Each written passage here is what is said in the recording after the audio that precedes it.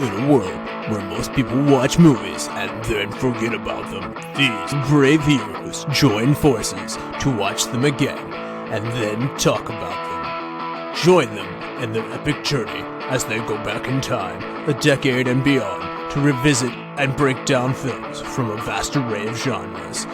Do these movies hold up over time? Are they classics?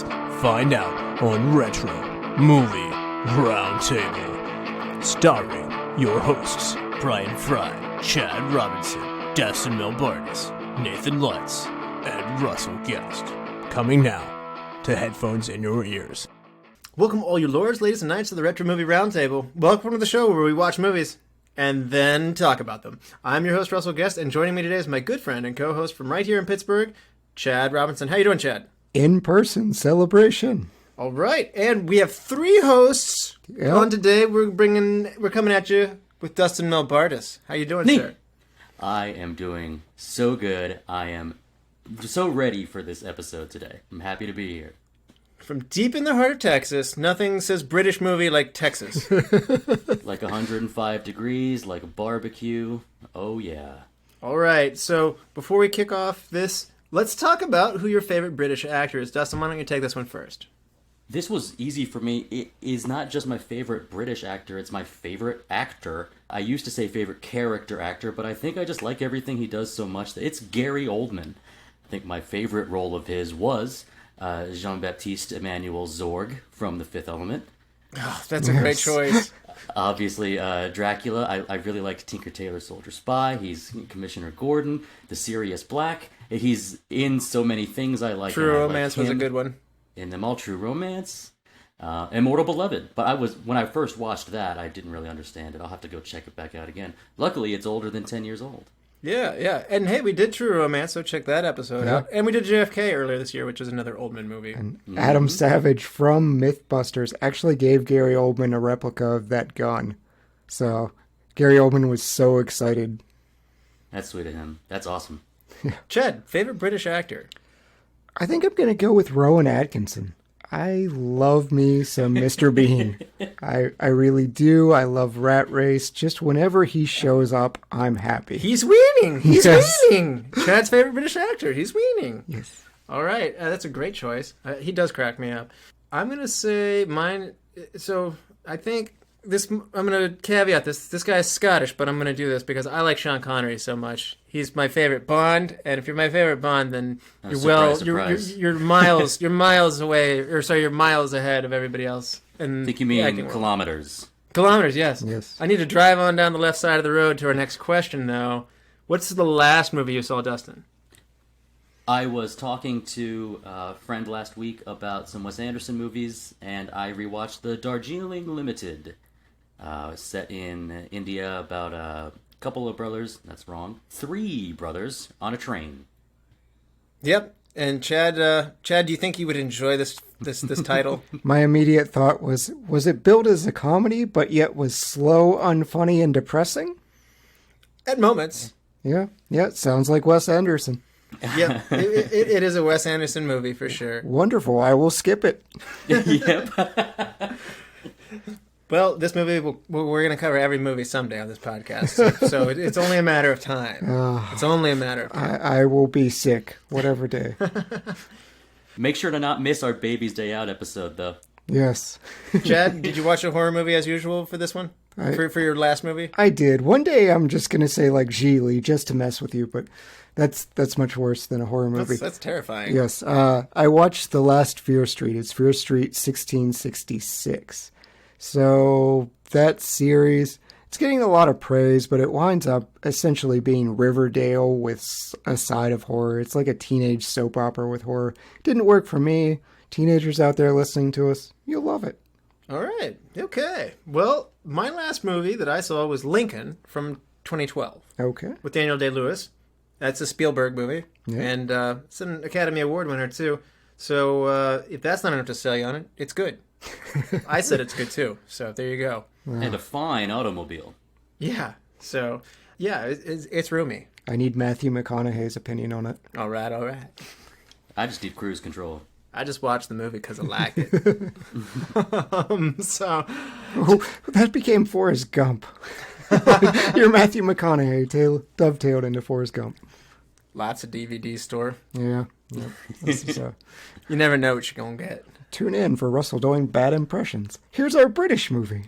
That needs to be its separate Patreon tier. Yeah, Yes. yeah. Chad, what movie is it we're doing today? We are doing 1975's Monty Python and the Holy Grail. Thank goodness, finally. All right. So Monty Python comes out, as Chad mentioned, in 1975. It has a made for a small budget of only $400,000, that's pretty meager even for the day. It grosses about $5 million, so it has a nice return, but its box office numbers are fuzzy, and 1975 is beyond the box office mojo numbers, so I cannot tell you where it placed in the box office. So anybody out there who wants to tell me, you can tell me, but I can tell you the number one movie from 1975 was Jaws. If you want to hear more about Jaws, check out episode 91 from the Retro Movie Roundtable for Jaws. Promotion. Yes. So IMDb gives the Monty Python and the Quest of the Holy Grail, and the Holy Grail, an 8.2. Rotten Tomatoes critics give it a 97%. They love it. And the audience score is just a little behind at 95%. So Gene Siskel, no awards here, but Gene Siskel of the Chicago Tribune gave the film 2.5 stars, saying, "It felt like it contained 10 minutes of very funny moments and 70 minutes of silence. Too many of the jokes took too long to set up, and a trait shared by both Blazing Saddles and Young Frankenstein. I guess I prefer Monty Python in chunks to its original television format." There are so many words in that review that I just kind of want to fight Gene Siskel. I was gonna say, I didn't. I normally don't like to bring on these reviews from the people. If I do, I favor Leonard Maltin. But this one was just too bad not to bring up. It's like the Luke Skywalker line from the new trilogy. Amazing. Every word you just said was wrong. You lost me at. It's a bad trait shared by Blazing Saddles and Young Frankenstein. Right? Sign me up. If only every movie could be that bad. All right, Dustin, what about you? What was your first time with Monty Python and the Holy Grail? This is kind of a cool way of thinking about it. Is I can't remember a time in my life where this movie wasn't a part of it. Like I don't remember the first time because I feel like its presence has always been with me, referring back to however many minutes of jokes that Gene Siskel wants to say. I've always remembered it, and it's always been something I could go back to, and I think everybody in my life, we've shared these references, so it's been a part for as long as I can remember. Wow. Yeah, so it's been a part of his life. Were you born in Castle Anthrax by chance? Castle. I mean, it's a terrible name, but I mean, it's really not that bad of a place. They have a grail-shaped beacon. That's right. So Punished for lighting the beacon. So it's been ever present for you. I take it it's holding up for you and you love it. And coming back to it today, though, what was it like studying it a little bit closer? This was new to. I think it was something that I could have on, and even just by the musical cues or by some of the dialogue, I can just envision the scene. I probably could have prepared for this episode without rewatching it, but certainly held up. If I were to read more reviews like that, I might try to attempt to pick apart some of the things in this movie. But it's just comforting for me. It's just been there for so long. But certainly for me, the humor's there. I think maybe because this movie has kind of shaped my own sense of humor. It's that deep in my core. Amazing. So, high praise here. Chad, what about you? What was your first time with Monty Python and the Holy Grail? The same friend and good friend to have in your childhood that introduced me to Star Wars introduced me to Monty Python. So that guy is awesome. He's forever awesome in my book. I love the movie. It was probably around 9 or 10, I would say, for the movie. And, man, unlike Dustin, I've seen it countless times. I don't have as much success sharing it with people. Really? Yeah, I have hit a lot of just, I don't get it notes from people, particularly my wife. That's one of the more memorable reactions. Okay. She is not a silliness fan. Well, this is silliness. Yes, this is pure silliness. Yeah. All right. Well, for me, I got to it a little bit later than you guys. I didn't get to it until my freshman year of college. Wow. And it was one of the very first movies my wife and I watched. It wasn't the first. I think Forrest Gump was the first movie we watched together. But this was, I think, the second movie we watched together, which meant we didn't really watch it very closely. And yeah, I understand. It's true. Yeah. And so Who makes out during Monty Python? it's when you know you got somebody who's good. That's when you got to keep her. Dude, I didn't know how Reservoir Dogs ended for like 5-6 years. That is an odd movie. So I did not come back to Monty Python and the Holy Grail until, I don't know, another 3 years down the road. So late college, I did it again, and it was pretty good. I gotta say, like, I had pretty much the whole movie told to me. Yeah. Over the years by people being around, people like Dustin, who it's just so in their lexicon that, you know, it's part of them.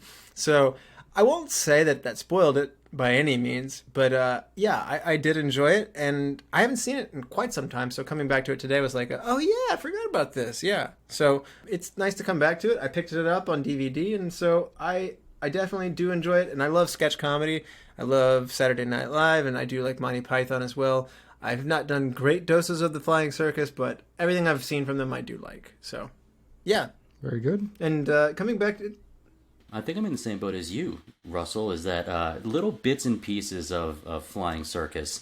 And while I remember watching Life of Brian, none of them quite stuck with me like this movie did. Oh, no, I'm not quite there. I like Life of Brian better, I would say. Ooh, hot take. Well, I'm in the same boat with John Cleese on this one. John Cleese said that he feels like their best movie was Life of Brian as well. But anyway, yeah, I mean, I enjoy this movie. I just enjoy Life of Brian a little bit more. All right, that's fair. Yeah, that's fine. Yeah, that's fine. All right, I'm Chad. Chad looks so disappointed. He's like, it's almost like the star-stud student who comes home is just like, I got into Stanford, and they're like, that's sorry. Yeah. Should have gone to Yale. Yeah, your brother. Yeah, it's like your brother got into Harvard. It's like, so sorry. I only like Life of Brian. All right, so we're gonna be back after these messages, and we will spoil Monty Python and the Holy Grail. You've probably had it spoiled for you, just an everyday conversation with people, especially if you have friends who are nerds. But if not, then we will be back after these messages. Neat. Welcome to the Flashback Flicks Retro Movie Podcast. I'm Ricky. I'm Grayson. And every week we review a movie from the past and reflect on things we missed, things we loved, and things we want to see again. Yeah, because we believe any movie worth watching is worth watching again. So if you like films, friendship, and a lot of callbacks, I mean, just so many callbacks, then subscribe on Apple Podcasts, YouTube, or wherever RSS feeds go for like-minded movie-loving individuals. Like you. What happens when two modern film fans go back and rewatch all the old classic films from yesteryear to see if they hold up? You get the Classic Film Jerks podcast. Find the Classic Film Jerks podcast on all the major platforms. All right, we're back, and we're going to spoil Monty Python and the Holy Grail for you. So if you haven't seen Monty Python and the Holy Grail, you're going to want to check it out and then listen to the rest of this. Chad, for those who haven't seen it since 1975, do you want to refresh people's memories? Oh boy, with this one. King Arthur is on a mission to find knights worthy of his round table. He journeys throughout the land with his faithful servant Patsy, picking up now famous knights such as Lancelot, Bedivere, Robin, and Sir not appearing in this film. Once Arthur finishes his recruitment, he's tasked by God himself to find the Holy Grail. This adventure pits Arthur and his crew against a host of formidable foes, including a three-headed giant, knights with powerful words, Frenchmen, animated black beasts, horny nuns, killer rabbits, and lastly, the Bridge of Death itself. Silliness abounds throughout the adventure until it all comes crashing down on Arthur and his surviving crew as their siege of a castle where the Grail resides is broken up by the modern-day police, who falsely arrest the gang for the murder of a famous historian who is recounting their tale. Unfortunately, the inept police force who arrest the wrong perpetrators could not be sacked, as the people who would be in charge of their sacking had previously been sacked. The end. Very well, very, very well. All right, and then there was much rejoicing. Yay. Yeah. So we have a loose plot here. This is more of a framework to insert a series of fun character sketches, which is something Monty Python is really good at. I feel like this is something you actually see with road trip comedies often as well. You have these separate elements, but then you kind of create something to link them together. In this case, instead of a road trip, it's a quest for the Holy Grail. It allows for a lot of funny things to happen and then still kind of stick them together in some kind of cohesive ball. But, of course, they go one step further and use a book-like format, and then they start breaking the fourth wall, as you mentioned, and talking directly and having external modern-day police come back into 923. Yes. So it's a wild ride. It is, as Monty Python would say, something completely different. Yes. Yeah. Dustin, what do you think about the structure? And I would say plot, but it's more about how it's structured, really. It's delightful and easy. I think to accept that you are going to get these sketch-style scenes where there's one joke about it, and they're going to stick with it for anywhere between 3 minutes and 10 minutes, and then you get to move on. So you get to, in between each scene, you get to like reset. Sometimes that reset comes along with a silly animation. Sometimes it comes from like an intermission. Sometimes that's right. Flashing lights, the weather jumping up and down. I think it's really easy for. I believe when the quest is given, it's just God shows up.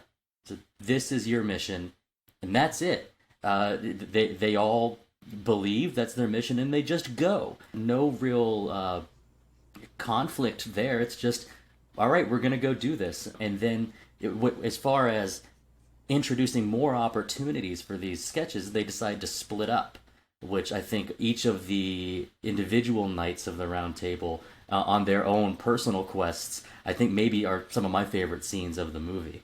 The overall, we'll say, failure to achieve this goal doesn't really matter. You've already had a great time getting to Castle. Why would he write that? He would just say it, right? It's somewhat foreshadowed by it. Like when they go, like, we shall go to Camelot. On second thought, let's not. It is a silly place. It's just a model. It's only a model. Yeah, so it's interesting. I think it's kind of structured into three main acts. Putting the band together. Yes. So, like, that's the first part where you have Grand Chapman, who's playing King Arthur, going around and collecting his knights. For me, this is the best part of the movie. Like, it's coming out swinging. I mean, you have the swallows carrying the coconut debate. You have the bring out your dead cart. You have the king in an unruled land. Like the people who don't know they have a king. I didn't vote for you. Yeah, it's like, stop talking. He's repressing me. You see this? And the Black Knight battle, burn her, she's a witch. I mean, it's just, it's on perhaps an even unsustainable pace at this part. Like the first part of it comes out guns blazing. That witch scene, you can see so many different people laughing. Like John Cleese during the long pause. I think it was Eric that winds up biting his sword, and that was to keep from laughing because John Cleese paused for a lot longer than they expected. But you can see Cleese turning away laughing. Just everyone was corpsing on that scene, and I love it. Oh, it's very funny. So it then turns into a second act where, as Dustin alluded to, the knights then kind of split up and go look for the Grail individually, and then you kind of have these more expansive sketches. The sketches are longer. There's a lot more film time taken up for here. Let me throw it to you, Chad. Do you think this part of the movie works? Comparison, like it's a change of pace. Oh my goodness, I love it. We get Castle Anthrax with Zoot and Dingo. The horny horny nuns. Yep. The punishment for Zoot. Which Lancelot had to rescue Galahad from. Yes, I can handle the peril. No, there's too much. I love that Lancelot attempts to stab Zoot with his sword at one point. He's like, back. My duty as a knight is to sample as much peril as I can. Yes. Then...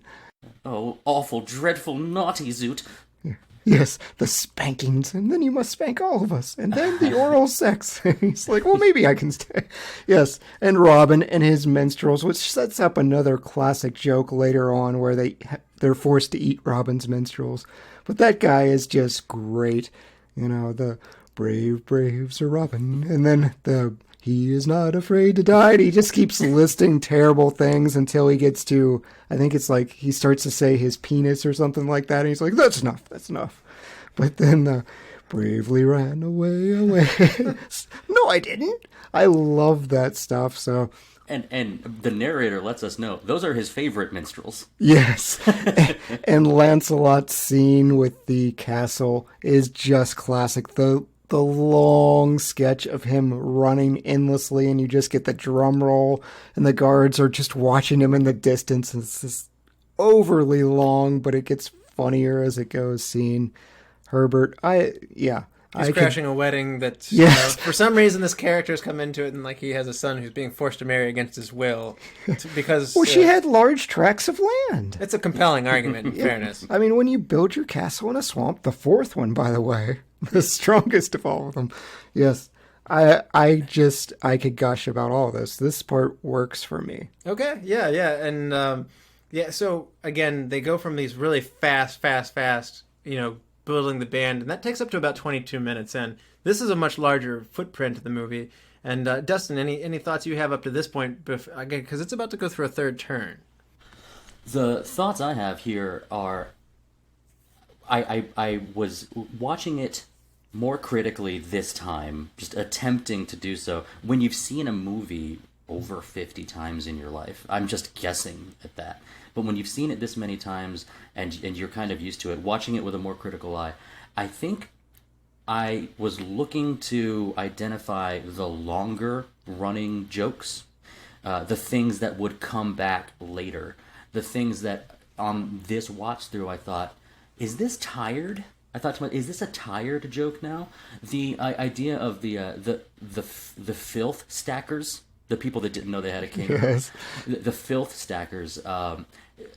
I have found that particular scene is kind of used as an internet meme now. People like to use that in reference to talk about government in some effort to make themselves seem more educated. Like this is used almost as an example, and it makes me think this is tired. But then 45 minutes later, just in passing, those two same people are walking by, and you can hear just a little bit of that conversation still going on. I believe his name is Dennis. Yes, Dennis and his mom. Dennis and his mom, yeah. So I was looking for some of the things I thought. I think the very first joke of the movie, spoken joke, I guess we'll say, is Arthur trying to get past the conversation about which type of swallow could potentially carry a coconut, or which type of pair of swallows could tether a coconut, depending on if they're migratory. And I was trying to look at it critically and be like, is this old to me now? Does it not hold up? But then you realize that is maybe the most important phrase later when they get to the Bridge of Death. So some of the things that manage to last the whole movie until we get to this last turn, I suppose, I came to appreciate that there is both a slow game and a fast, short, quick jokes. There's several layers, and the payoff is better when you're paying attention to it, I think. Man, the swallow thing, they actually physically do it. It's a very quick shot, but Bedivere, when you first meet him, he's tossing a swallow with a coconut tied to it. Just out of context. There's no reason for him to be doing that, but it's just yes, I appreciate this. This is a man of science. Yes, so the third act, as I was alluding to, the knights reassemble, but then they break the box. They shatter the structure. It's shortly thereafter they meet Tim, the enchanter, who then takes them to the terrible beast of the rabbit, and they go into this cave after using the holy hand grenade to get in there, and the animator dies when he's chasing them with his monster. the Bridge of Death starts to become referential to things that happened in the past, like you said, Dustin, knowingly so. And, the police coming at the very end. And a second round of more knights and more shrubbery, and a second round of French taunting. Another shrubbery. So, yes. I would say the third act lags a little bit, and I think I may have to run away while you throw livestock at me, but I think the last third of this movie, I lose my momentum with it.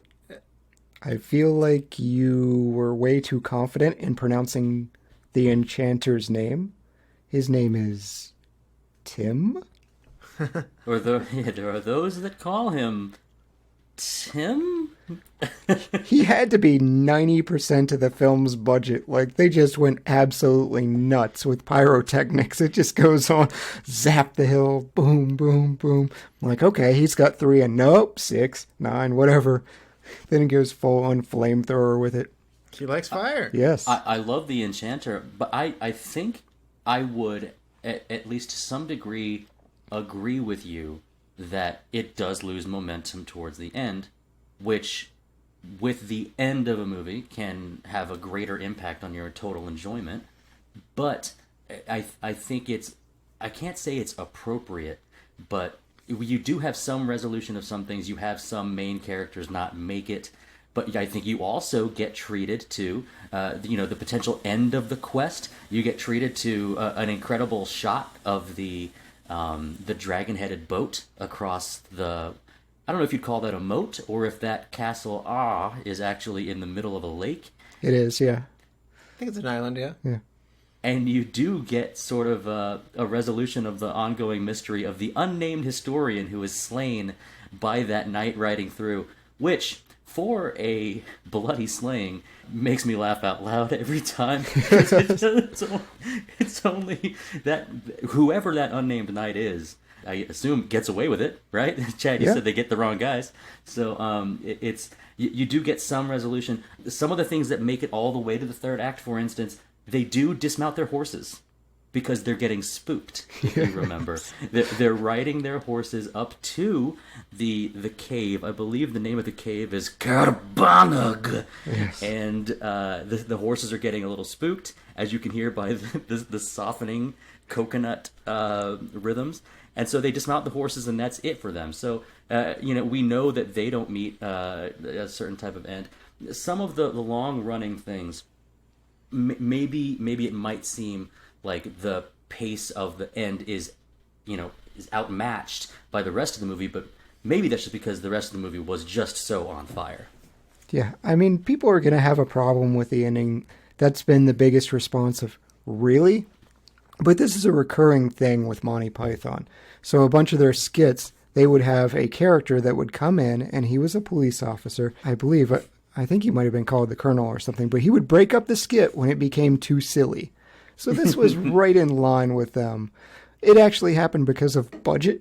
They did it because they ran out of money. This was financed by Pink Floyd, among other people. But I'm fine with it. I get where you're coming from, Russell. The jokes seem a little more spread out, or I don't want to say rehash, but we are revisiting some of the themes. We're revisiting the Frenchman. We're revisiting the African or European swallow, although that worked for me. Yeah. Well, that was a good callback. The Bridge of Death was pretty solid. Yeah. I think that was actually probably the standout for me in that last third. I mean, the Rabbit's classic. That's when you get the 5, 3, sir. 3. His inability to count to 3 is definitely enjoyable throughout the movie. They continue to come back to it. Yes. And yeah, I will say the Enchanter, just the mere presence of Sirs Gawain, Ector, and Bors at the cave of Carbanag, the animated chase scene with the what did you call that monk? The Black Beast. The Black Beast, yeah. Yeah. Brother Maynard, played by Eric Idle, is only present in the third scene. I think they have, as far as memorable like single lines or characters, I think the Holy Hand Grenade is one of them, and that's only present in that last third. So the last third has a combination of the payoff of some of the long-running gags, but it also has the introduction of brand new characters and jokes I think, funnier than Brother Maynard, who merely recalls the Armaments, Chapter 2, verses 9 through 21. He has the friar next to him actually recite what's written down in, we'll call it the scripture. And that entire run of jokes is very good. So I think some of the more memorable things, like the Holy Hand Grenade, are in that last third, which, if it needed salvaging or saving... Oh, it doesn't need saving. Yeah, I don't want to knock it too much. I had mentioned this, like, in the first act. They are coming out guns blazing the first 22 minutes of this. Like, I mean, it's not sustainable. I don't think any movie keeps, like, hilarity running at that level, at that pace and density for that long. For a whole movie. I'm going to quote King Arthur in this: "You make me sad." I'm just saying, like, I'm giving it. That's not a knock. That's not a diss. I mean, even a movie as dense and laughs as, you know, Gene Siskel's knocking, like Young Frankenstein or Blazing Saddles, which are dense and laughs. I mean, they can't keep the pace that this movie does in the first 20 minutes, and that's not a knock. And so, yeah, they do a great job. And in fairness, if they had $1 million more, they still were going to do something off kilter. It was going to be a dreamlike ending. Terry Gilliam said that he doesn't really remember exactly what they planned to do the ending. It didn't really matter because they couldn't do it, but there was going to be a big battle sequence as part of it. So would I like to have gotten a big battle? Yeah, but if you think that you're going to get an ending that doesn't make people go really, I promise you they would have done that anyway. Like, that was coming regardless of if funds were infinite. So the ending's not really what gets me. I mean, when the opening, we've got llamas, we've got a moose, we've got Richard Nixon involved in the opening credits. Yeah. So you're right. Whatever budget they had, it was probably just going to be spent on fireworks or something.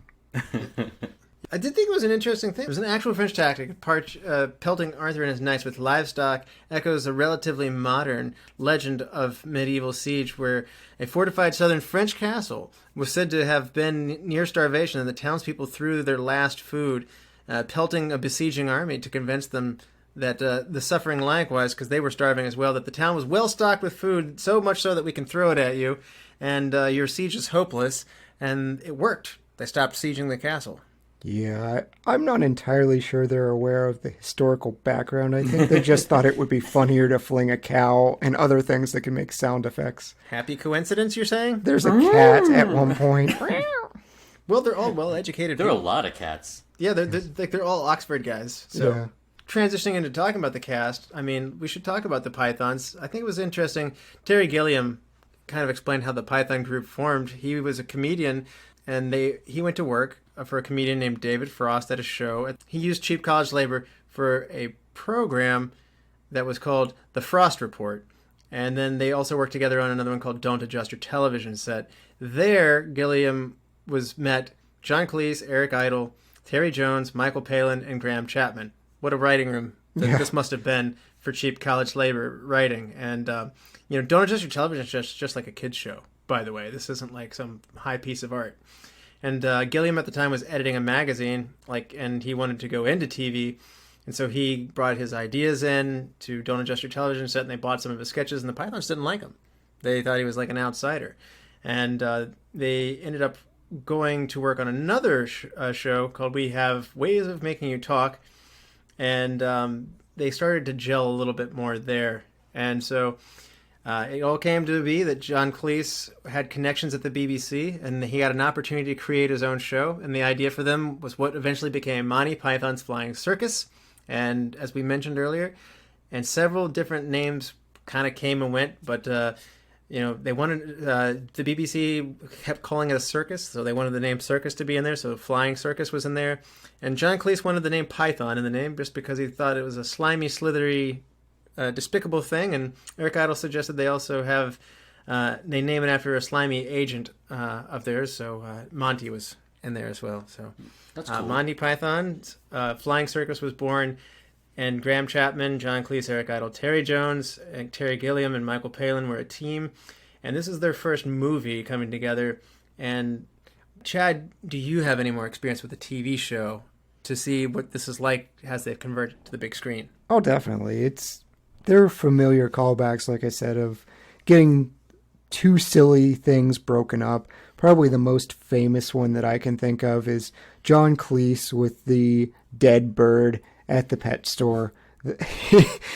There's a lot of just outrageous satire. So yeah, this winds up being a challenge for them, I think, because they are in this environment of 5 to 7 minute skits. Whereas now they've got to do an entire movie. They did fill it up. I wrote it down. 527 jokes. 42 were in the opening credit. So it's a joke every 10 and a half seconds in this. When you're doing that much comedy, there's going to be stuff that you're just like, okay, that wasn't really funny. Try again. But so many of them land, and just the percent that land for me is impressive. Yeah, yep. Dustin, what do you think about the chemistry of these amazing 6 comedians? The only real comparison I can have as a group would not be a full cast like SNL. I think I can think of 2 comparisons, which is maybe the dynamics of the kids in the hall.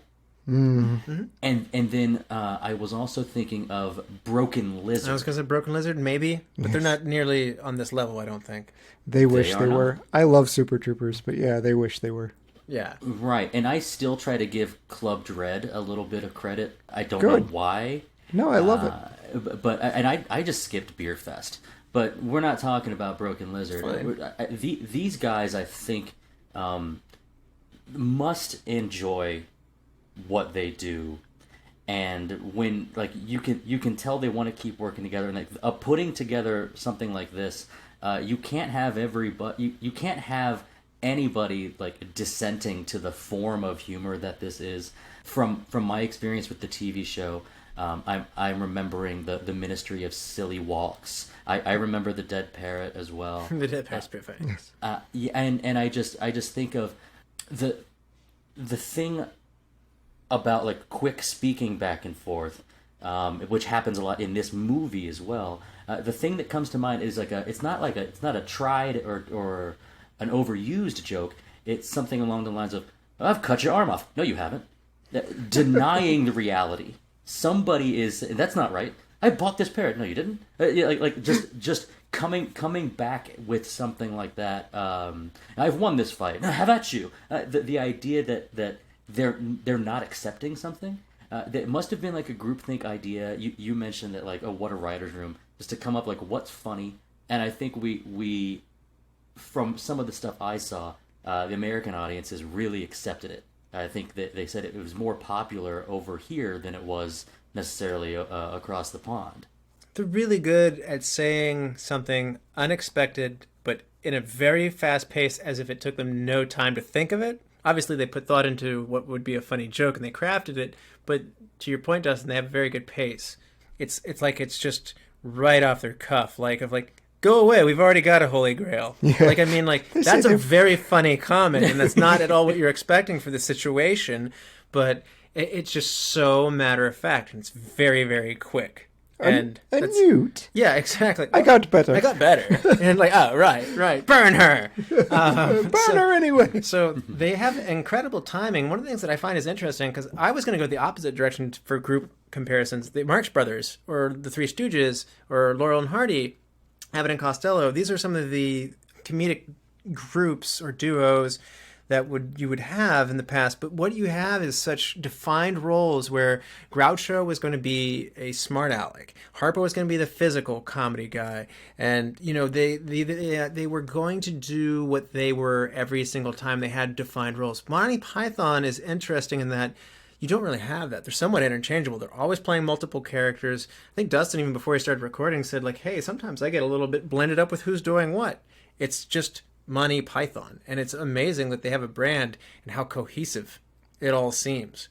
Yeah. I mean, it's not like John Cleese is always the he's the angry guy, or Eric Idle's he's the smart aleck guy, or he's the small guy who's gonna look funny because he's like Martin Short and he's tiny and small or whatever. Or Chris Kattan, or Will Ferrell, or a John Belushi. There are certain standouts in an ensemble, and in this ensemble, it's greater than the sum of its parts. I agree. I mean, it's sad. Graham Chapman dies early, and they kind of, I think Terry Gilliam explained it's kind of like the Beatles. When we lost a member, that was it. And sometimes we drift into each other's projects and stuff after that, but it was really a team, and once one, we weren't whole at that point, so there's no bringing it back. And so it's unfortunate. So that goes to speak to that. So even though Gilliam said he personally felt like he was an outsider, these guys were very much a cohesive unit. Gilliam said that there was like a left brain, right brain to Monty Python. John Cleese, Eric Idle, and Graham Chapman were Cambridge educated. He also called them the tall group. And Michael Palin, Terry Jones were Oxford educated. So these are actually all really smart people, even though they like are ridiculously silly, like seemingly idiots who all dropped out of high school. But no, they're smart people. And Gilliam was the token American, as he called it. And it was interesting because, it seemed like Cambridge seemed to produce this type of person that their best defense is a strong offense, and their minds all were precise and more logical and systematic and always attacking all the time. And Gilliam notes that the Cambridge group were the bullies of the group. And so it does seem to all create this friction of like there's this way of thinking from the group, and it pushes and pulls in such a way, and it just resulted in something completely different. Yeah, it was great, but it seems like from reading this, they all drove each other nuts, particularly Terry Gilliam, trying to get the perfect shot for whatever reason, and he's trying to get the light to bounce off John Cleese's head perfectly. And there were times where they would just walk off, kind of F-bomb each other and walk off or say, I don't care about your shot. They were miserable during this. It was raining all the time. It's England. And they're in wool.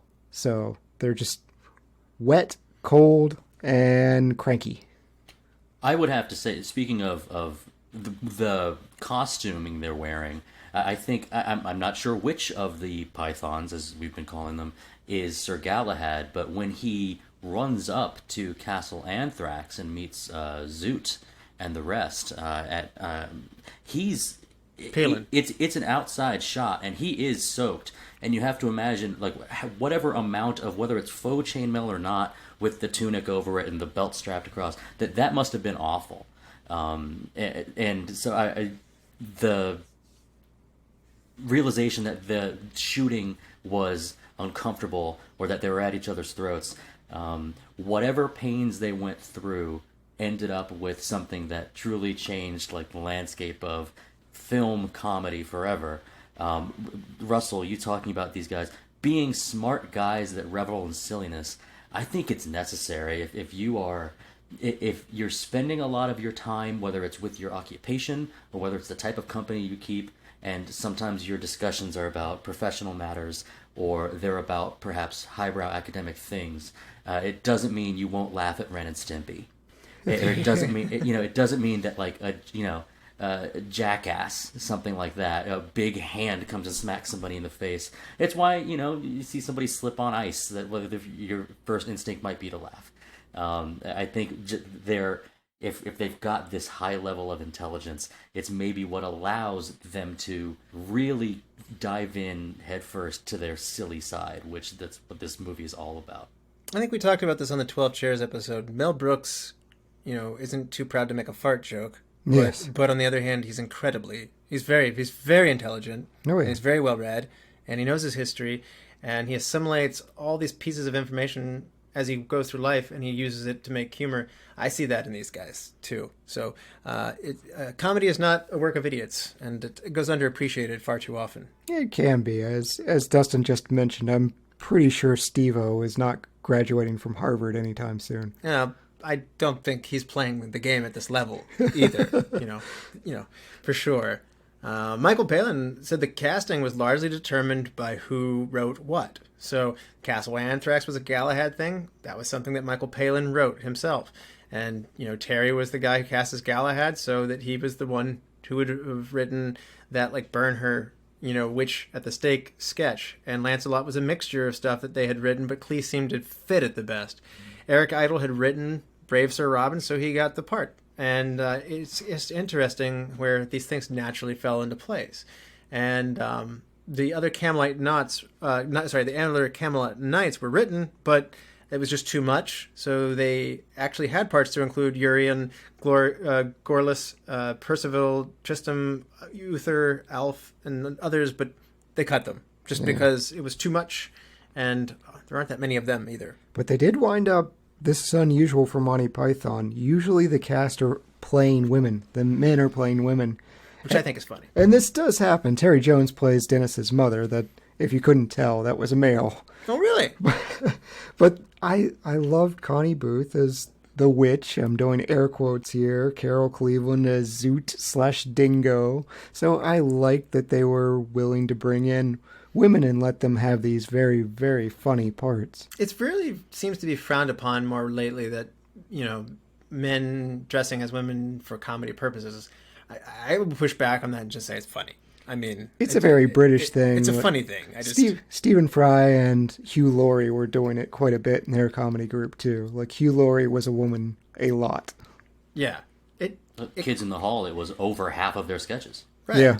I mean, just take one look at Will Ferrell playing Janet Reno and don't laugh. I mean, it's hilarious. Before she beats you to a pulp and knocks down the wall. But women are certainly funny too, and I'm that the old narrative that Jerry Lewis would say, like women aren't funny. Well, that's clearly not true either. And I think you're right, Chad. They got some funny ladies. Yeah. To come and join them here. So one sad thing about this cast is Graham Chapman's alcoholism caused him problems during the filming of this. Chad, did you read anything on this one? I did. So they were on an island pretty much when they were shooting this. There's no alcohol within like 25 miles, something to that extent. So he's kind of freaking out. He's sweating. And he was like a mountaineer, or he enjoyed rock climbing or something to that extent. So he's used to heights. But his first scene was the Bridge of Death. And he's sweating and he's shaking. They call them DTs. Yes. Like a side effect of alcoholism, like going through withdrawal. Yeah. So they all thought that he was sweating from the costume or sweating from perhaps the height of the bridge or whatever. And no, it was sadly because of the lack of alcohol. He was forgetting his lines, things like that. So he unintentionally caused a lot of problems just through his own issues that he had to work through. He did get clean, I want to say 3 years later. I don't know. He died early, so yeah. But yeah, it's he had taken to drinking in order to perform, yes, to calm his nerves. So again, these people all seem so fluid and natural at what they do, but it is hard to get in that headspace. And so unfortunately, Graham drank heavily in order to get into that headspace, as so many others have, whether it be John Belushi or Chris Farley or whatever. Sometimes the unlocking of pure insanity and hilarity, unfortunately, comes through that. So that was true for him on this one. Dustin, do you have any fun casting notes? I will go with, what was the name of the actress who played Zoot again? Carol Cleveland. Oh, sorry, Carol Cleveland? The entire tone of that one-off scene was different than anything else because it had the female voice. We also got the fourth wall breaking there, and it was cool that it went to her as opposed to one of the members of the group. I will say there are some times when you have one main character, like I'm thinking of Eric Idle as Sir Robin, not so brave as Lancelot, and then a cut, and immediately Brother Maynard is also played by him. How many times this must have happened where they are playing characters against themselves in a scene. Now, this is just the nature of making movies, but and they do such a great job with mustaches, facial hair, costuming, and facial distortion, makeup to make people look different. But that happens so frequently that it seems like it would have been dizzying. But these guys are ultimate professionals in that sense, and so when there's so many memorable characters, you tend to remember a couple of them. I had, even though I've seen this movie so many times, the giant, the three-headed giant What I remember about that one-off story is Sir Robin and the Minstrels. I don't remember that the particular peril they ran into was a three-headed giant, but paying attention to the giant this time, these three actors stuffed in a big costume, just bickering with each other. Even the smallest roles are fun to revisit and important to just how is it 5 guys? 6 with Terry. 6 guys. Well, it's five heavy performers. Terry's Patsy in this, right. So like he's the old man who's like the blind guy who tells them where to go for the Grail. But he's also the director, and the animator of the cartoon. So I don't want to diminish Terry Gilliam's contributions. He's just not usually as strong of a performer as the other 5. So when I was thinking about our much loved segment at the end of the show where we go over superlatives, when I was thinking about like MVP or best actor, or supporting actor, I realized that it wasn't about the skill of portraying one role. It was the skill of transitioning. It's like an athlete who runs the decathlon as opposed to somebody who does just one event.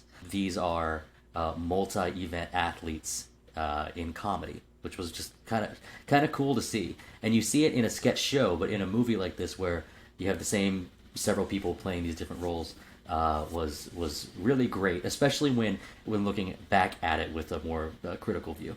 I thought about this when we did the Coming to America episode. Eddie Murphy played multiple roles in Coming to America to great success. And I thought then, and I think this even more so for this one, is when you've got comedic powerhouses like this group, you're just adding to the integrity of your movie. Instead of having to put pressure on yourself to find the right guy, to find the right roles for all these things, like what they did in Office Space, which was amazing. When we covered Office Space, I couldn't believe how every little part had just the right guy in there to do what they needed to do. In this case, it's a little bit easier. That magic secret sauce that Monty Python had was intact because they did everything. Yeah. I forget which person. I think it might have been Michael Palin had 12 roles. So it's really spread around. Now, some of them are like narrator or whatever. But even the end jokes here, the picture of God was a famous cricket player. That's what they did it from, a portrait of a cricket player. We should have been something a little more identifiable, though. You think so? I meant to today's times. I don't think, that's not, kind of a deep cut now. Yeah, nobody knows who W.G. Grace is. Right.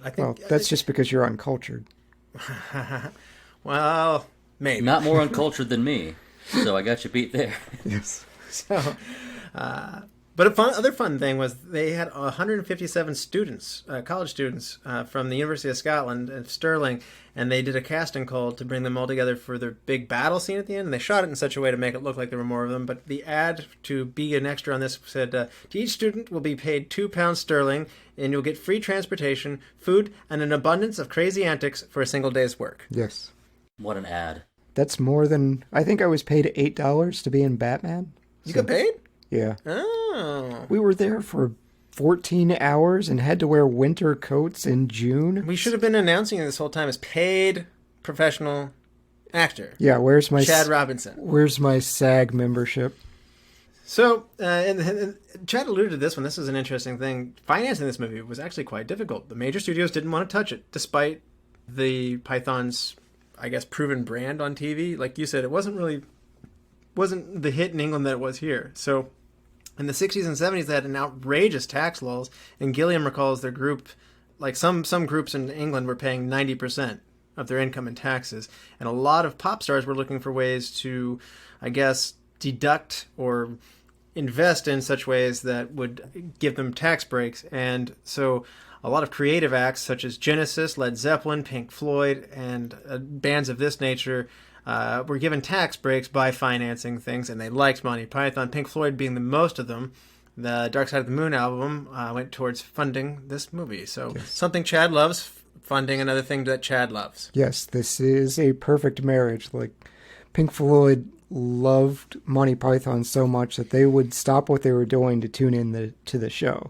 So this was big for them, and they probably don't get enough credit for helping finance and create something else that I love. Yeah, I don't know what would have continued the chain had the proceeds of Monty Python and the Holy Grail gone to support another thing that you really like. So I don't know.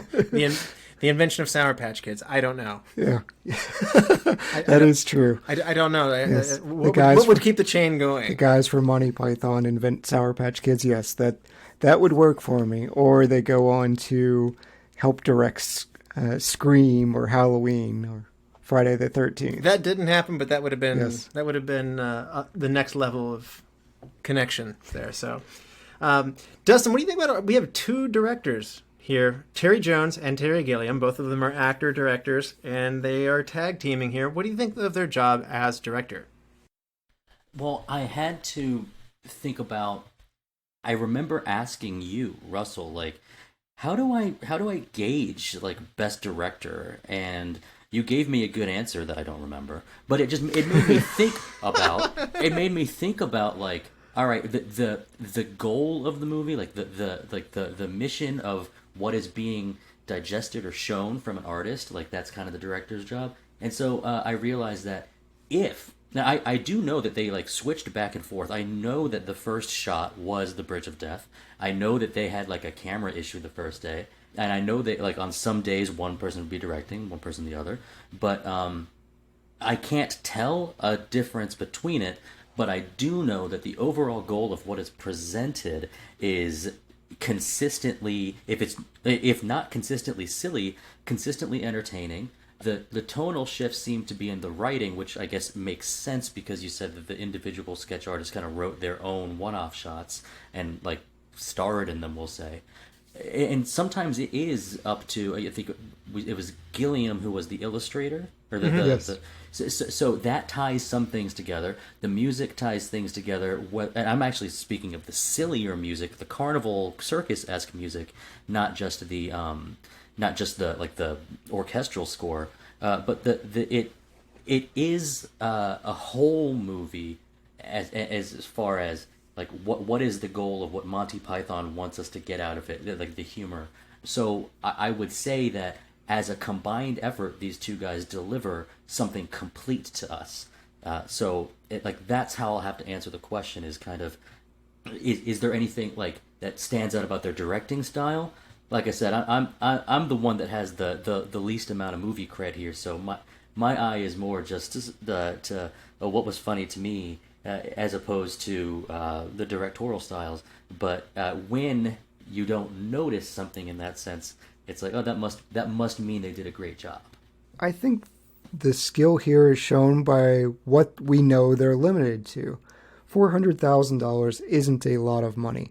They reuse the same castle like 3 or 4 times, but they take different shots.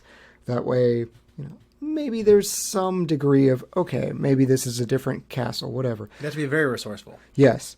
Yeah, you're using spray-painted chainmail instead of actual, it's not real chainmail except for Graham Chapman's. We wanted horses. We can't afford horses. So how do we make this work? Oh, you know what would be funny? Is if we had someone banging coconuts together, pantomiming a horse. And just... Mm-hmm. Like, this movie wouldn't be the same if there were horses. I don't think it would be as cult. No way. Classic. What if they were sticks with horse heads on them like the children have? The coconuts are just so central to this. The coconut may be my MVP. I may be changing. Russell, that's funny, but it's not iconic. It's true. This became iconic. And Chad, speaking of the budget, I also knew that they couldn't afford horses. I was thinking to myself about the sound of the recorded voices in this movie.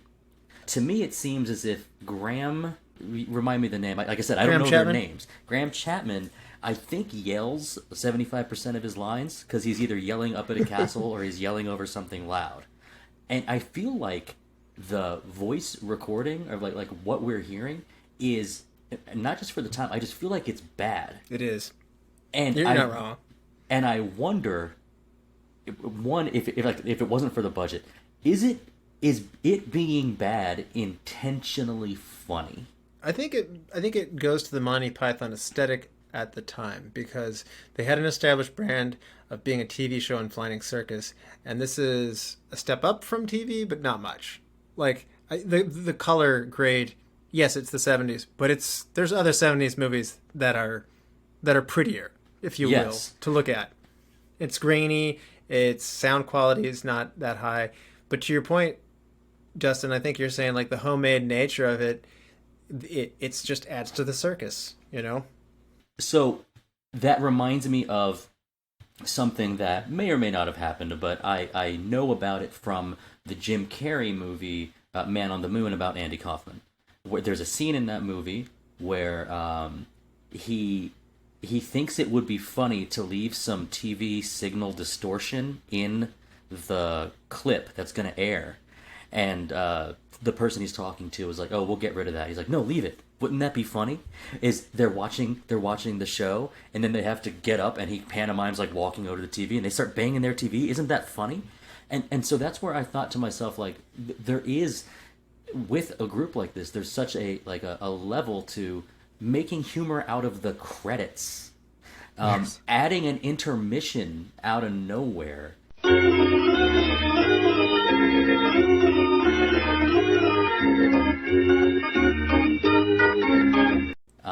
Breaking the fourth wall, obviously, ending with something that's seemingly not satisfying at all. I know in my version, you watched the DVD too. I'm wondering if anybody streamed it. I wonder if it's different. I have the opening where they start on the wrong movie. I know I bought a used copy, so my first thought was like, what shenanigans is this? Really? It's like the theater house. Yeah. So when they were showing this for the first time, the credits actually messed up, and the film reel caught on fire, and the audience was cracking up laughing, thinking it was part of the joke. And the projectionist had to be like, "No, there's actually a problem. You need to leave, and we'll come back." Well, or maybe people are thinking, "Oh, this guy must be a plant. Let's just sit tight, eat some more popcorn, and we'll see what's coming next." This part of the podcast brought to you by Dream, sponsors of Dentist on the Job, which is that first minute and a half of not the right movie. So this mission of what this movie did was accomplished in so many ways. And yeah, the person in charge of the projectionist getting sacked has just been sacked. These things are just memorable and iconic. Yeah, and it's interesting why these two got to be the director. They just simply were the ones who kind of wanted to take this on, and it was a bit of a thing to take on. Terry Gilliam was saying that this was the first time for them that they were, taking, and they got stuck with a lot of. Being a director is not all glamorous stuff. It's about sequencing. It's about making sure everything's lined up at the right time. You're kind of a manager in some ways. So we always give them credit for, we talk about their creative achievements, but these guys had to figure out the logistics of how to make everything happen, while these other silly people were actually, you can only imagine. It's hard to try and contain the creativity at the right time. Yeah. And so the other guys were actually a little hard on them, saying that they kind of felt like they were becoming a little too concerned with how the movie looks. Like John Cleese was saying, like, "Okay, guys, more and more smoke, more and more smoke. How many laughs is the smoke getting?" Right. And they were getting frustrated with them becoming sucked into the presentation, particularly Gilliam. Whereas Terry Jones might have done a better job of balancing, looking for the laughs. And you can see this in how they shoot. A lot of the long shots that are farther back are Terry Jones shots, and a lot of the more experiential shots, like when you're moving through the Nights That Say Knee, it's actually kind of creepy for a while, or like that really awesome close-up of the skull with the mountains in the background, just like, well, that's actually a creative shot. These are Gilliam moves, and if you look at Gilliam's later work, where he goes with it, I mean, he does some pretty impressive directorial work later. Time Bandits, and particularly Brazil, and I mean, he goes and does some very heavy science fictional things. I mean, 12 Monkeys and a number of other things. Terry Jones is more, he goes on to direct Life of Brian on his own. They kind of take away the keys of the car for the Monty Python vehicles from Terry Gilliam because he was so into that aesthetic. But you can see that coming through in his own work. But I like that they're both thinking about that here. Even though the smoke's not what gets the laughs, presenting stuff in a certain way and getting the right tones sometimes sets up a big laugh. Yeah, I mean, you've got to corral a bunch of geniuses that are all trying to be funny in their own ways. Yeah, and to Chad's point, this takes place in some tough shooting conditions. Where they were staying was like a small place that didn't have enough hot water, and everybody was rushing back to try and get the hot shower. I mean, Graham Chapman's, suffering from alcoholism syndromes and stuff like that, and your props aren't working. As Justin mentioned, the camera broke on the first day. So, first-time directors, it's definitely something to be proud of, that they were able to do something that people are still talking about to this day. And still enjoying. It was so good. I will give my friend his copy of the Holy Grail back, but it'll stay in my DVD player for a little bit. Maybe you can sub it out for that other film that you thought was at the beginning, but the whole film. I'm gonna have to find my copy of Lucky Number 11. Like I said, I only have a couple DVDs. I gotta find it. I've got the box for it. Yeah. Listeners of the podcast will know that that's one of the great mysteries of the DVDs I own. Chad, any kind of atmosphere comments? I mean, they nailed medieval Europe. It doesn't feel like modern day Scotland or Wales or wherever else they included in feeling and filming. Shooting in real castles helps. Yeah, definitely, but most of the time they weren't doing that. It's just, Dustin alluded to the Knights Husaini going into the forest, and you see a bunch of the mist coming out in the very opening shot where you hear the horse hooves, and then it's slowly emerging. Oh, we're not on horses. This is going to be very silly. So yeah, they set the tone early. They give you some good shots. They kind of show off for you a little bit, and they just keep it up. There's creepy atmospheric music when you know you're going to encounter a formidable foe, even though immediately they say, "Nee."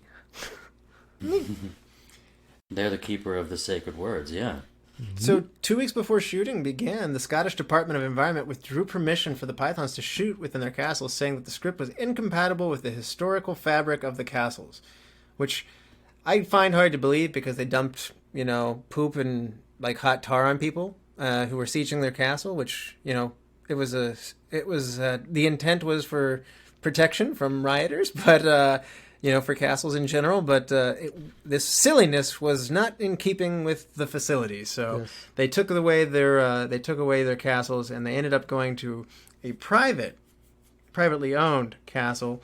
And so that would be Castle Anthrax, the French Castle, the Camelot, the Swamp Castle. All of these were just different shots of the same castle, as Chad mentioned too earlier. So yep. Yeah, and it worked out. It's Doune Castle, and Doune Castle has been kind of a pilgrimage site for Monty Python fans, so they've profited. Good for them. Yes, they have some expensive actual coconuts from the set, which cost more money than they should. I would love those. Movie props always get bought for the most strange amounts of money. Like it's just one of those things where you're just like, man, rich people really just, I got to spend it on something. I must have those coconuts. Yeah. I can't think of a movie that I would need a prop from. I think if anything, I'd really like a Ruby Rod style leopard print like onesie suit, if I could get my hair to do that, like from Fifth Element. But I can't like a lightsaber. I don't want a lightsaber. Chad, do you want a lightsaber? Yes, he does. Yes, he does. You're asking the Star Wars fan. You're asking the wrong guy. Yes. No, I'm asking the Chad, right would you guy. like a Star Trek phaser? I mean, eBay would. No, that's not what I get you a Pez dispenser Yeah. that dispenses midichlorians. There you go. So several scenes were actually filmed for Monty Python's Holy Grail here at highly public places, actually, to Chad's point. So some of them were done in like a park that was, in a more populated area, but they're shot in such a way. Like, so Hampstead Heath Park is in London, and that's where John Cleese was running over those hills and stuff like that. And people actually were just collected around watching him run, like at them, like what's going on. Yeah, you've got a guy in medieval armor with a broadsword just standing there. I'm like, what is happening? Yeah, and John Cleese as Tim the Enchanter actually stood on the pinnacle scene at the beginning of the scene, and one side was a drop that could have killed him, and the other side was a drop that he sort of maimed him. So he leaned more forward to the side that would maim him. Between takes, he would crouch down though because it was so windy there. He was a little bit frightened, and he was very scared. But he did it anyway because he knew the budget and the timelines of the work that they had to do were tight. So he took one for the team. Yes, I'm glad. I'm glad he survived. Yes. Yeah. Depending on where you're standing, there could be a cow flung at you from who knows how many castles.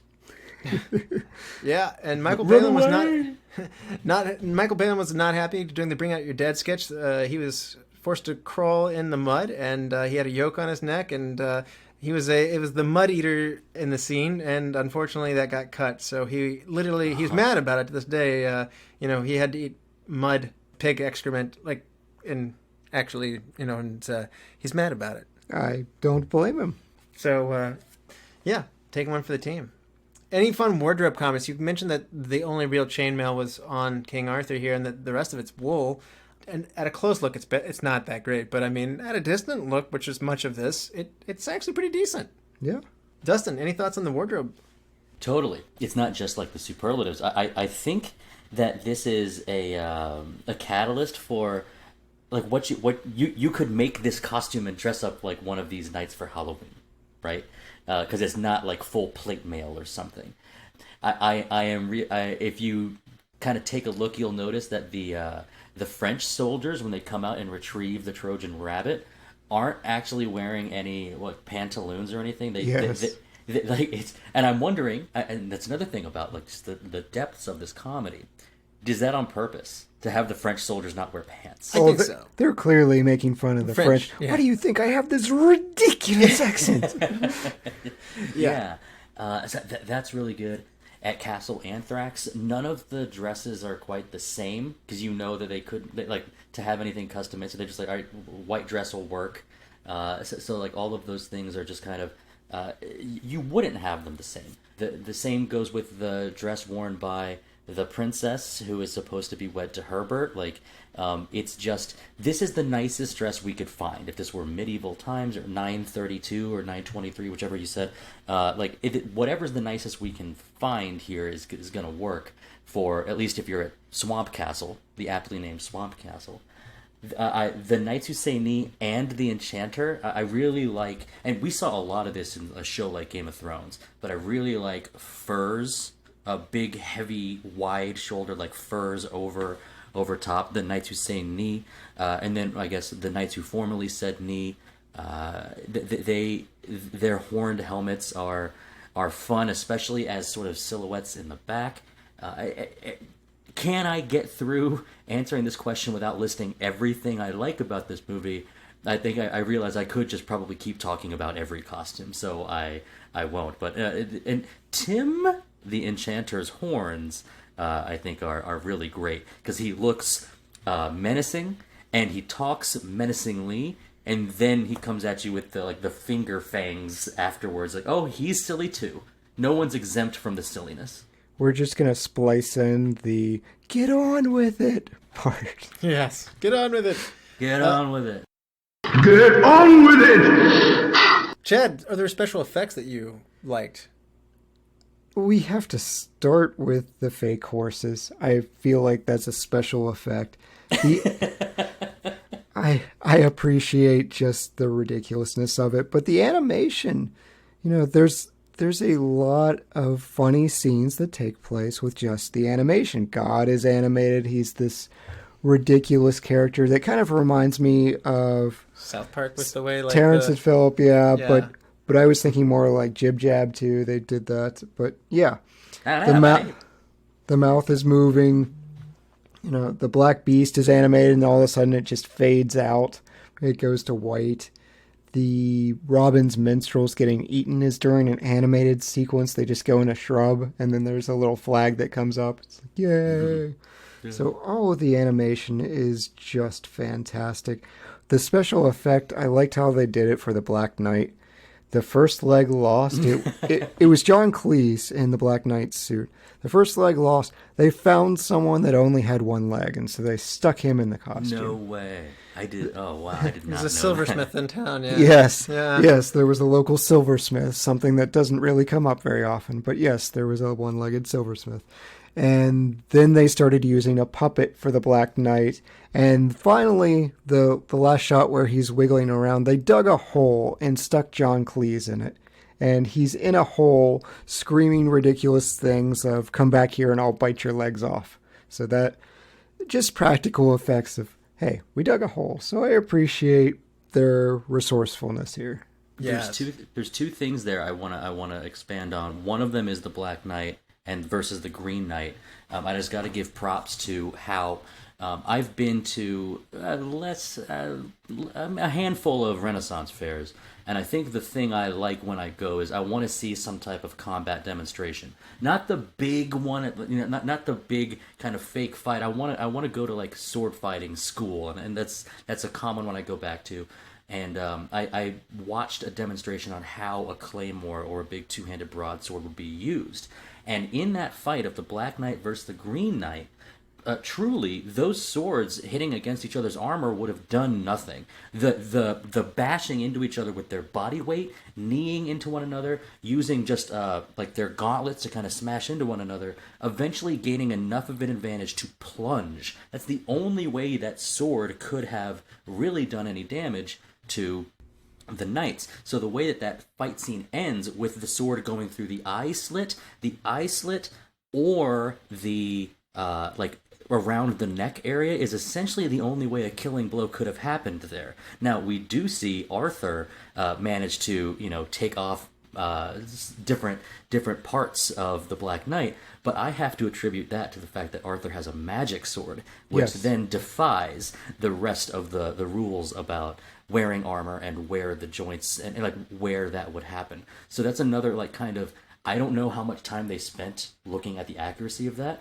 but that was kind of done like as correctly as it could have been, which is pretty neat in the middle of this silly movie. Yeah, absolutely. As we go through, we did talk about the music earlier, but if you haven't seen it, go see 2006's production, which is still out there today, Spamalot, the musical, the Broadway musical. It's awesome. Some of my little mentionings, like how the third act drags a little bit, they make some changes. And obviously adding a music to it is another level of humor. So if you like it, it's a seal of approval from the Python crew. It's very funny.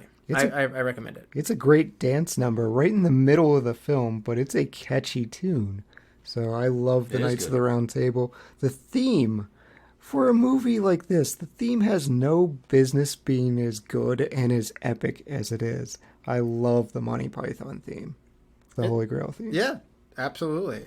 You don't know what you're getting into at that point, so it's funnier for, there's a sense of seriousness, and there's nothing serious about this to happen at all. So. I'm glad that they appreciate the Spamalot, because from what I would understand, their opera mat in Camelot, they sing from the diaphragmalot. It is catchy. I do like it. Yeah, and one of the funny things, I don't want to spoil too much on that, but Lancelot's gay, so when he rescues Galahad from that situation... I bet you're gay. No, I'm not. They take that element and they start to play it up. So there are changes, particularly towards the end, so it's not just a Broadway retelling of all the same sketches. Much of what you love is already there. You will still have your holy hand grenade. You will still have Burn Hershey's a witch. You will still have the French wall taunting, but funny music numbers, etc. are added. So if you just want more hilarity, go check out Spamalot. Very good. Ready to hand out some awards. Excellent. Yes. Chad, MVP. This is tough, but I'm going with Graham Chapman as Arthur.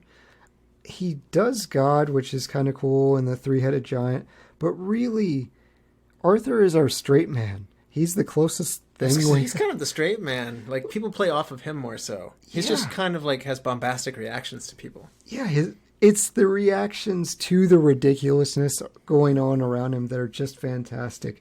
Like, even the Black Knight's silence of, will you join us? And there's silence. He goes, you make me sad. Just how he gets those lines off, even Even with the coconuts at the end. How do you know so much about swallows? Well, when you're the king, you have to know these things. And we learned through the movie, like, he clearly had been educated through a battle with the Frenchman. Just happened to come up. I love his reaction, so Graham Chapman. Yeah. All right, Dustin, who's your MVP? It's Eric Idle here. I think everyone has such knockout performances, but for me, the Bring Out Your Dead collector, I really like Sir Robin, the not quite so brave as Sir Lancelot. One of my favorite scenes that we really haven't talked about are the two guards who can't figure out how to kill Herbert. Thank you for bringing them up. I love They were that great. scene. And what I realize is, and when I said earlier, whether it was pre-record or not, that this movie has influenced my own sense of humor, that he can't get it right has been something that I've kind of put into my own, like the way I tend to be silly myself. If someone gives me a simple instruction and I mess it up somehow, that's funny to me. And I did definitely like it. It was like, I'm leaving. Make sure to stay here and watch him. I was like, where are you going? We're coming with you. Why? Like, he's supposed to stay here. And no singing. Well, and Graham Chapman's the other one, right? Yes. Is he? Yeah. Yeah, he's the hiccuping one. Get you a drink of water, will you? My MVP is going to be John Cleese. Yes. I think that he's all over the place here. He's the second guard, as you mentioned, which that scene did crack me up especially. He's the Black Knight before modifications, and he's Lancelot. I think just going through and killing everybody in there. You in a killed the bloodbath. bride's father, did I? Sorry about that. I need a more dramatic exit. I something about John Cleese's just regular speaking voice. He and Eric Idle, to me, are probably my favorite Pythons, and they can just read. They can just read like a standard line, and somehow it seems funny. Palin's, I think, very physically gifted, but just my general take of the whole thing, I tend to like Cleese the most, and that's just probably rubbing through. Yeah. As I give this award, so that's just general Monty Pythonism, probably tainting my or skewing my bias, making my vote for MVP bias. Best supporting, which you can totally still say one of the Pythons, even though they're all kind of main actors. So we'll bend this a little bit. Yeah, I went with John Cleese. His Frenchman is ridiculous and hilarious, and you didn't bring it up, but my favorite part of John Cleese is Tim. That's my least favorite part of what he does. I love his enchanter, Tim. He just leans into absurdity so much, and I appreciate him so much. I thought he was the best peasant too, and who wanted to burn the witch. I think he was the best of the burn her. Burn her anyway. Yeah, so, Dustin, best supporting. John Cleese. I'm glad you gave us permission to pick another Python, because it's him for me. I will say, I think the first line that I ever repeated from the movie was "I fart in your general direction." I know a lot of people like the line afterwards, which is, your mother was a hamster and your father smelled of elderberries. That's off the top of my head. I don't need to look at these quotes; they're in my head forever. And Cleese, even though I think he's of the other knights, maybe the straight man of the other knights sometimes, because he's bravery first, in a way. I still think every character he plays is stands out to me. So very happy to have somebody of his caliber be a supporting actor. So that's mine. 3 picks for John Cleese, 1 MVP and 2 best supportings. My best supporting is going to go to Michael Palin. He along with John Cleese is the Swallow Savvy Guard counterpart who have that ridiculous dialogue about the swallows. He's Sir Galahad the Pure, so I definitely liked him being tempted by all the horny nuns. That was very funny. And he's the king of Castle Swamp as well, and I think that he's very good at not wanting his effeminate son to sing and forcing him to get married when he doesn't want to. That was a very, very good character. So, and he's also Dennis. I love Dennis out in the mud with all the high speech coming from a peasant. Well, who made you king then? So that I definitely like Dennis as well. So Michael Palin's my best supporting. Hidden gem. This probably means get outside of the Pythons here. Chat. I think I'm going to go with a running gag as my hidden gem. And throughout the film, it makes me laugh every single time. There's a cat that's being beaten against a wall. It's in the Bring Out Your Dead scene. There's a woman just going ham on a cat against the wall. And then we run into it again with Roger the Shrubber. There's a cat being beaten against a tent pole. I love cats. You do. That's surprising. I really do. I have 3 at home. But even throughout the film, you constantly hear this meow when they're throwing stuff over the wall. So the cat gag, it never got old for me. They never explain it. They don't have to. It's hilarious. Hidden gem, Dustin. Mine is the first time that the use of 5 instead of 3 comes up is just a little bit before the hand grenade. Yes. Just a little bit, because there's already been one attack on the fearsome beast. And they're like, all right, well, what happened up there? How many men did we lose? Gawain, Hector, and Bors. That's 5. 3, sir. It's like, that's the first time. And so, like, in a movie chock full of jokes, you said over 500, Chad. When something, like catching it this time was something that I had maybe noticed not as much as the, original million times I watched it. So that's my hidden gem, is that it comes in a little earlier than the hand grenade. Yes. And my hidden gem is going to be, I'm going to go with Connie Booth. Is she buried in the cast enough to be hidden? I think so, and Okay. she's great. I was going to say, if not, I'll just make it a coconut cut in half. But, yeah, Connie Booth was very funny. And As the witch. Yep. Yeah, as the witch. Her being doomed while all these ridiculous arguments are happening around her really adds to the comedy of just like, my life's at stake here, Yes. and this is all so stupid. They dress me up like this. No kidding. Okay, well, maybe we did with Yes. the nose. She has got a wart. It's not my nose, it's a false one. So, she was very, very good in that scene, and I everything was clicking on that scene for me, so. Recast. If you had to recast somebody and put somebody else in their place, who are you recasting, Chad? Good Lord. It's impossible to recast because of how many roles they had, but I think I'm going after Terry Jones here. I think he's the easiest to recast. He plays Bedivere, and he also plays The one with Prince. the visor who keeps falling down in his Yes, face. the man of science, and Prince Herbert. I think you can replace him with Hugh Laurie. Sure. Yeah.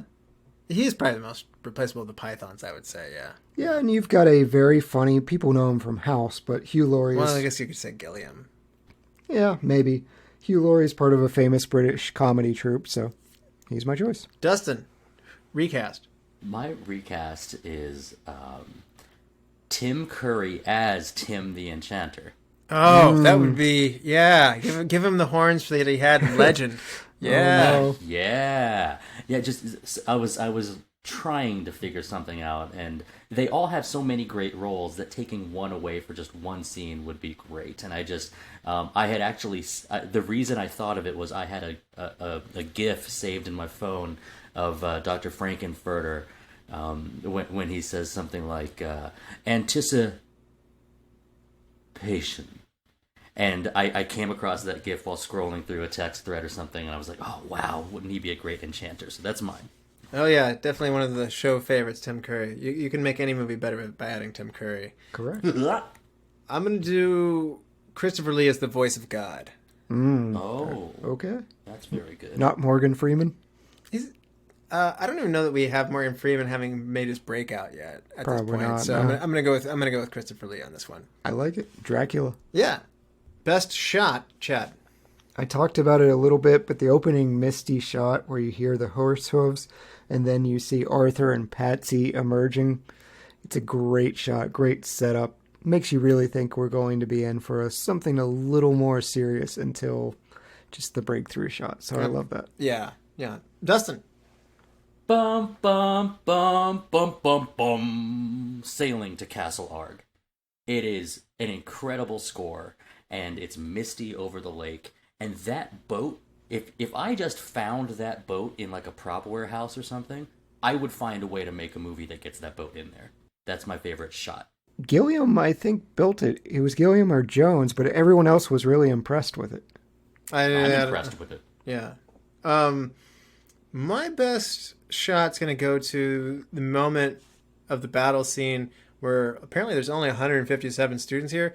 looks way more Yeah. like you're ready for something climactic here at the end, and they pull it away from you at the very end. And I think that in itself is a very Python thing to do, to deny someone of that. So you think you're getting in for Braveheart, but then it's all broken up. So I think the epic nature of what that shot's about to give you, with their limited resources, is my favorite shot. Although I was just about to watch an epic battle. No, you aren't. Best scene, Chad. This is one of the hardest questions I think I've ever had to answer. I love Pick your this favorite movie child. so much. Yeah. The Cave of Carbona. It's just... Really? It's ridiculous. Tim's dialogue is hilarious when they're getting attacked by the rabbit and he's just in the background laughing his head off. And at the end, he's like, I warned you. No, it's just a harmless little bunny. I warn you. And Robin's saying, I've done it again, as in he soiled himself, and you hear, go and change your armor. We get the holy hand grenade. This inspires my favorite weapon in the Worms franchise. So there you go. This does spawn something else that I really, really love. Just everything about it. Iconic, hilarious. I can't stop laughing. The sight gag of the rabbit Yes. attacking people. That poor rabbit, which they dyed with food coloring, and it was a rented rabbit, and they were trying to scrub it clean, like the entire cast was trying to scrub it clean and couldn't get the food coloring out. Didn't hurt the rabbit, but the owner was furious. Well, it's a very nice white rabbit. That's why I got cast in the first place. Yeah. I mean, think about it. What magician wants to pull a pink rabbit out of their hat? They want a white rabbit. But who rents a rabbit? Again, magicians need rabbits to pull out of hats. I mean, I can speak on behalf of the rabbit owning community, even though I don't own a rabbit on this one. I mean, it would have been completely right out to come in with a pink rabbit. So I just rented this rabbit from you. No, you haven't. No, the rabbit I rented was white. This is a pink rabbit. Yeah. And don't allow any tricks around that facility, because those are for kids, not for rabbits. But best scene for me is going to be burn her. She's a witch. Oh my goodness! When the cast can't stop laughing and they have to do several takes, I'm glad you mentioned that one. Yeah, it's so good. My hidden gem Connie Booth was in there. So what do we do with witches? Dustin, what is your best scene? Mine is Lancelot's assault on Castle Swamp. Very funny. Very funny. Beginning with the long, drawn-out running scene, and then he shows up and slays the man eating the orange soon. I counted it out, and I actually went back and made sure to not count the ones who do survive, but he kills 25 people. If you were going to count him destroying the stage, we're going to say that the fall kills the musicians. I don't know, but I counted it out. He also kills one floral arrangement. Well done. He does not kill the bride, but then after he's introduced as the special guest, he does get 3 more. So it also having the 2 guards that can't really figure out how to guard Herbert. All together, I think each of those individual jokes isn't my favorite, but the whole scene together is so complete. I love it. Oh my goodness. Very good choice. When he stabs the first guard and goes, ha ha! And the other guard just goes, hey. Yeah, he runs on by. Yeah. Now, Chad, what is your best wardrobe or makeup moment? Tim's staff. I want it. Oh, wow. This is a movie prop that I now want. It's where most of the budget, I think, went. The flamethrower / missile launcher combo and a staff. You do like Tim better than I. I do. Yeah. Tim, wow. Yes. Wow, okay, yeah. Now, Dustin, what is your best wardrobe or makeup moment? This is, I think, another really long, simmering joke, which is that Sir Bedivere's helmet has a lid, like a caged lid over it, that he continuously lifts it to speak. As if Even you though it's very can't open. hear him, as if you can't hear him when it's closed. Now, there are times in the movie where he's speaking, and then he doesn't open the cage across his face, but that he does it throughout the whole movie kills me. It has to be a choice by Monty Python to have. What if we have a guy that feels like he has to open the eye slits in order to talk, and he does it every time? It's so great. Even though he's not my favorite character, that choice to have him lift that up is great. And he's the smart one. It's funny in this pandemic time, I see people doing that with their face masks. Like people over the last year, like would go to the deli counter and be like, pull their mask down and be like, I'd like a half a pound of ham. It's just like, that's not how masks work. Like, I mean, they can hear you through them. Like that's so it's that lifting it, like you said, to talk when you don't need it. That's very funny. that piece of wardrobe, by the way, sold for $29,000 in 2007. Wow. So. Wow. Yeah, like I said, rich people need things to spend money on. It's got some impressive plumage on top as well. Yes, it does. It's all a matter of the plumage. My best wardrobe moment's going to be the three-headed giant, which is Terry Jones, Michael Palin, and Graham Chapman being wrapped together in one ridiculous-looking giant. It's very funny, and their voices are very funny, and the fact that they argue with each other and the proximity in which they are in, it's very, very funny. Yeah. I love that. What should we do? I think we should kill him. I think we should be nice to him. I love that too. We should be nice to him. There is a weird, there's a weird joke that I think, like, it's not that it misses, it just is written weird, where it's like, I think we should have tea and biscuits. And the one on the left says, no, not biscuits. And that makes me think, who denies biscuits with your tea? So it's like they got the joke wrong. Of course you should have biscuits. That's all I'll say about it. But there are cookies in England. That's true. Well, are you at? All right, I know I'm the lowbrow member of this round table, but I knew that. I know that biscuits are cookies, and I know that crisps are chips. It's true. Very good. Yep. Yep. And I know that chips are fries. I know. There you go. You completed it. Now, Chad, change one thing. I really don't like the bloody weather joke for the animated transition into Lancelot's tale. It's when the sun and the clouds are jumping outside, and the guy's, I think it's a monk or something. Oh, the Gilliam animation? Yeah, he's writing, and then he goes down the stairs. It Yeah. takes forever, falls, goes outside, yells at the weather. It just takes a long time. It doesn't make much sense, and the payoff joke of bloody weather really doesn't work for me. Oh, that's a good comment. Yeah. Yeah. Dustin, how about you? Change one thing. I know that they don't all get to cross the Bridge of Death. I would have Sir Lancelot be the one who, like, fails at the challenge. I think Robin needs to survive it. Even if Robin's the one that ends up getting collared by the police. I wanted him to, like, redeem himself in some way. Like, the only thing he was brave enough for was for easy questions. And what they did was great, too. Yeah. What they did I loved too, but I would like to see Sir Robin make it and Sir Lancelot not, I guess. But it's very small because I love the movie. Yeah. Might change one thing. It's tough. It's tough on this one. So might change one thing. We've been talking about it, and you're gonna shoot me, Chad. But I just think Tim's scene could be cut. Oh, goodness. Like not the cave, but the build up on the outlook where the pyrotechnics are going. I thought it was a little bit light on the jokes, to be honest with you. Oh, no. Oh, Sorry. No. When they're stuttering, and then he goes, oh, Grail? I'll be honest with you, that Tim was not connecting with me. And the other thing I was going to say is that my runner-up would be just, don't go back to the Knights of Ni a second time. They were very, very funny to get them a shrubbery, but get them a shrubbery, and then just have them really ooh and ah the shrubbery. To have them try and do it all again. They're now not the Knights that say Ni, they're now the Knights that say whatever it is.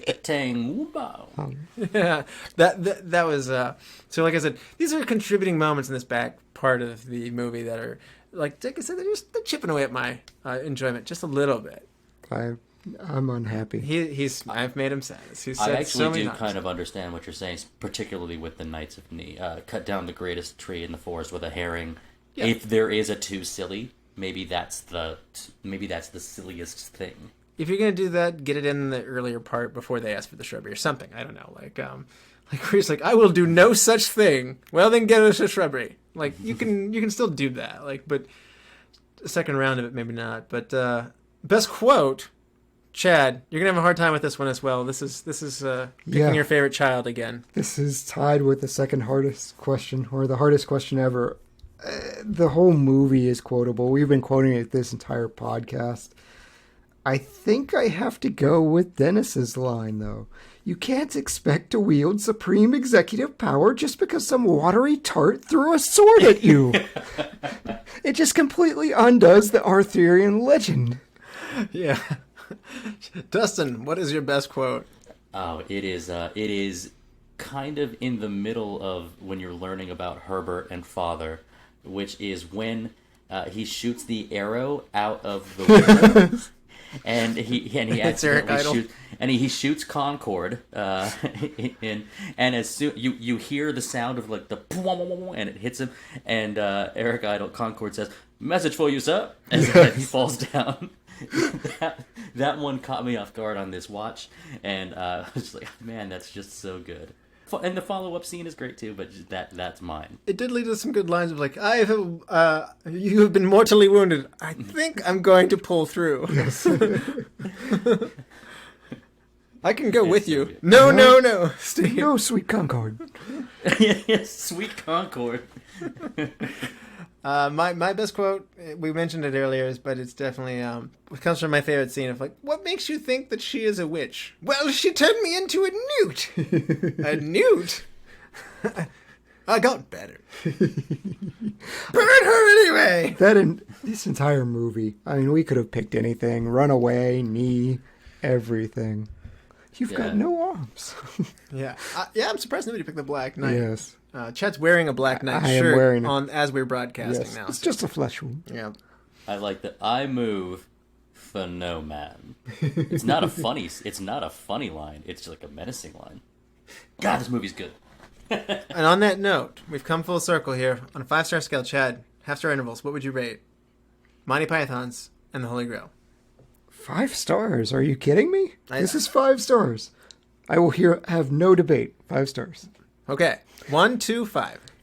Not 3. 3 is right out. 5. Okay. Dustin, on a scale of 5 stars, half-star intervals, what is your rating? This is a 5-star movie.